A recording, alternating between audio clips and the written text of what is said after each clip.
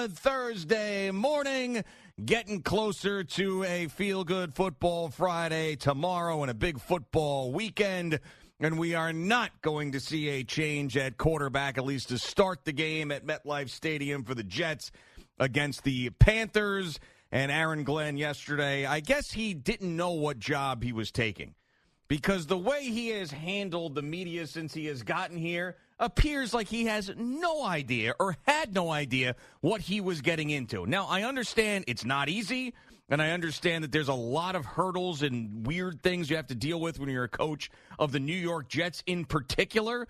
But for him to, after the game, say, what type of question is that about having Justin Fields be benched because he just gave you the worst performance in the history of the New York Jets at that position? And then yesterday, when unsolicited, when talking about Justin Fields throwing the ball down the field, he goes, well, if we throw the ball down the field and something bad happens, you guys will be bitching about that too. Well, of course. So you tell me there's only two options? Don't throw the ball down the field and have negative 10 yards net passing, or throw the ball down the field and get picked off? I guess you got the wrong quarterback, Aaron. Good morning, Boomer. How are you? Yeah, good morning, Jay. I'm doing well. And, I kind of understand where Aaron Glenn is coming from in some respect. But in other respects, I also think we are a long way from the day that he got the job. If you remember, he got the job. It was celebrated. He was so happy. Everybody was happy. Everybody thought, okay, we got one of our own coming back. He's going to be able to turn this thing around. He's been around turnarounds before. He knows what it takes. And he did warn us that there was going to be some pain early on. But we knew that. Yeah, and we all knew that.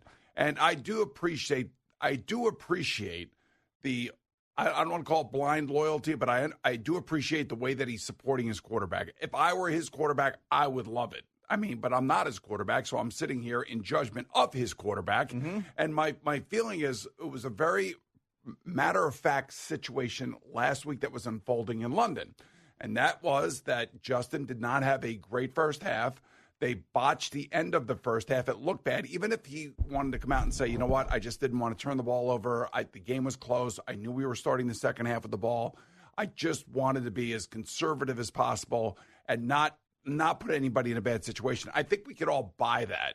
But the problem is we're all sitting there. You're running a fourth down play, a fake punt, and then all of a sudden you're doing that to sit on the ball as opposed to going for points, in which every team in the league, even the teams that have, whether it be Tennessee, whether it be New Orleans, no matter what team it is, they're going to go for points except for the Jets in this situation, which is so bizarre, which makes this whole discussion even more frustrating and I think annoying to not only the guys that are covering the team, but also the fans that are rooting for the team. It was there for him on a platter last week. He could have sat down Justin Fields if he didn't want to start. Sit him down to start the second half. In the middle of the third quarter, he could have done so. He could have inserted Tyrod Taylor. I don't know if they would have won the game. All I know is that the ball would have been coming out. He would have been throwing the ball down the field, and they would have had some semblance of a passing offense. And then after the game, as I said on Monday, he could have said, listen, Justin's still our starter. He was just struggling. I wanted to do something to jazz up the team, get the team going, and that's why Tyrod Taylor is here. It's just a very matter-of-fact way of handling things. And like I said yesterday, they don't owe Justin Fields anything. They've actually done him a favor by giving him the starting job, giving him the amount of money, which, by the way, is not starter money. It is not starter money. It's somewhere in between. It's not backup money and it's not starter money. It's stopgap money is what it is. And Justin, much like Sam Darnold, Baker Mayfield, Geno Smith, and all these guys, is trying to resurrect his career with the team, and it's not going very well. It's just not going very well. So why Aaron Glenn would want to get himself embroiled in this kind of thing once again just goes to show you that there's a lot of inexperience there, yeah. and we got to deal with it. He's got to deal with it. The team's got to deal with it, and the guys covering it got to deal with it. Right, and I think the guys covering it are probably enjoying this right now because he is combative, and he's giving them something, and maybe they respect it, maybe they don't. I'm not sure. I don't think Brian Costello liked the shame on you type of attitude that he got from Aaron Glenn when asking about benching Justin Fields. But this is what I'm a little bit more than a little bit concerned for the Jets when it comes to Aaron Glenn, is that all of us knew that this was going to be a very, very difficult situation. Aaron Glenn had been here as a player when things stunk. He had been here as a player when things were going good. He went through hell in Detroit to begin with, and then he was a part of a team that completely turned it around. He has Bill Parcells as a mentor, talking to him about rebuilding a franchise and coaching in New York. But somehow, with all of that going on, he still has zero idea what to do in almost every freaking situation, whether it's coaching on the sidelines or talking behind the podium. And I remember back when we were watching that Hard Knocks Giants thing was a disaster for the Giants. But one thing that came out of that was very interesting was before Joe Shane spoke at the Combine, you had one of the PR guys sit down and go, they're going to ask you this. This is what you should do. They're going to ask you this and try to get you on this. This is what you should do. Does anybody do that with Aaron Glenn? I'm assuming they are, but But for him to do that yesterday where he goes, oh, so someone asked, we even talked about it, one-on-one Garrett Wilson. You see how you just throw the ball? You could do that with Garrett Wilson. Yeah. So the question is asked like that. And he goes, well, yeah, I mean, we'd like to see that, especially if there's man coverage. But if something goes wrong, you guys will be bitching about that too. That's about one of the oddest, most unnecessary things to say in that situation. Because basically what you're doing is telling us that you either don't throw with your quarterback or when he throws it, he's going to throw an interception. Like, you talk about faith in the quarterback and having his back. I mean, what you're telling me now is he can't do anything. Well, I mean, and to me, I think it's a direct reflection of what he witnessed on the field on Sunday. I think he saw it just like the rest of us saw it. He just didn't do anything about it, and he was the one that has to do something about it. And I have no idea if Tanner Engstrom is in his ear saying, hey, look, man, he is really struggling. We are really struggling. We need to make a change. If Josh McDaniels were in that situation, he would tell the head coach, hey, we need to make a change. I'm going to make a change. I got to get this thing going. They're not going to do that to Drake May, of course. But this, again, there are probably a third of the league's quarterbacks, the team that they're playing for, the team doesn't owe them anything. Yeah. And I felt that way when I was in Arizona. I'm just going by personal experience and feeling what I understand what the coach is trying to do, and I appreciate it, but I also understand that he still has to answer to the rest of the team. He still has to, deal with, those offensive linemen that gave up 9 sacks. At least that's the idea that, some people may have. But in reality, when you're holding the ball as long as, Justin Fields is holding it, you can't blame the offensive line.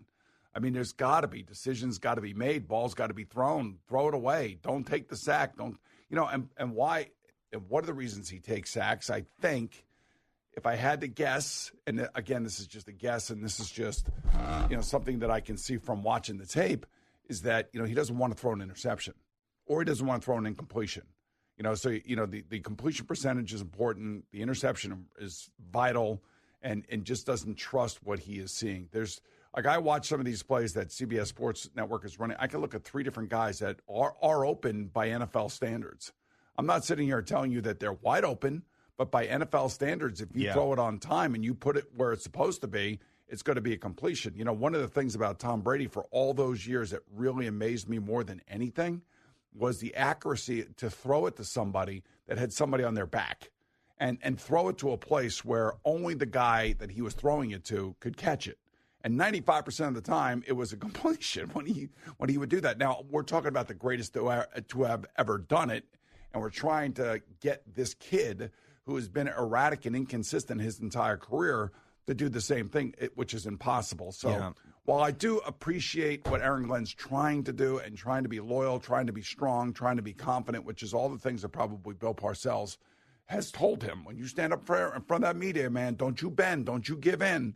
You make sure that you are confident, that you're standing tall. And I'm sure all of those things are being told to Aaron Glenn, and I'm sure he's acting on all of those things. The problem is they selected a guy that is going to be inconsistent, and it's going to cost them games. And he's got to make that decision in real time. So when we look at this situation, I just by judging how we've talked about it this week, I'm way more concerned about trying to project Aaron Glenn as a good head coach, and is he going to be the guy to turn this thing around, as opposed to what Justin Fields is doing. Justin Fields, to me, is not the answer. They shouldn't have given him the money. And if and when the Jets turn around, he's not going to be the quarterback.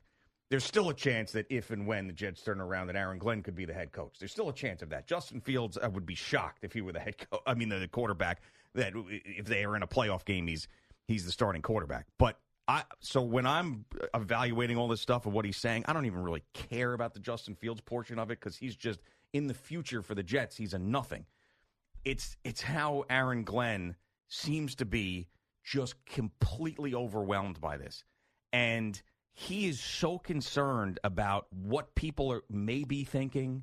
Like that answer says so much about where his brain is at, that he's already assuming the reaction of what is going to happen of something that hasn't happened yet that's negative. Like, that's ridiculous. Like, you can't be doing that. And it's tough because all of this is new to him in the sense of him being the head coach and having to talk. But I thought he'd be more prepared for this because of all the things that I mentioned earlier. So there's a lot of really alarming signs. And, I heard Al and Jerry talk about, what do you want? You want a guy to be honest? Do you want a guy to be full of it?